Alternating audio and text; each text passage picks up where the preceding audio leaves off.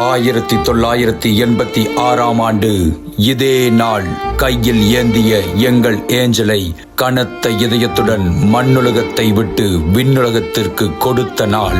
விண்ணவரின் மடியில் இளைப்பாரும் எங்கள் ஏஞ்சல் தினகரன் பெற்றோர்களைப் போலவே பல ஏழை எளியவர்களுக்கு உதவுவார் என்று எண்ணற்றோர்களின் கண்கள் ஏங்கியிருந்த அந்த ஏக்கத்தை ஏமாற்றமாக்கி ஏதேனில் இன்று வாசம் கொண்டுள்ளாய். டிஜிஎஸ் தினகரன் குடும்பத்தில் இயேசுவிடம் முதல் அழைக்கப்பட்டவராய் சகோதரி ஏஞ்சல் தினகரன் இம்மண்ணில் விதைத்தது ஒரு ஏஞ்சல் என்றாலும் டிஜிஎஸ் தினகரன் குடும்பத்திற்கும் உலகத்திற்கும் இன்று இயேசு அழைக்கிறார்.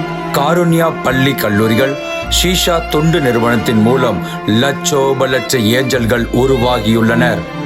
கோபம் கொண்டு தன்னிடம் பேச வருபவர்களிடம் தன் புன்சிரிப்பால் கோபத்தினை பொடி பொடி ஆக்கிவிடுவார்.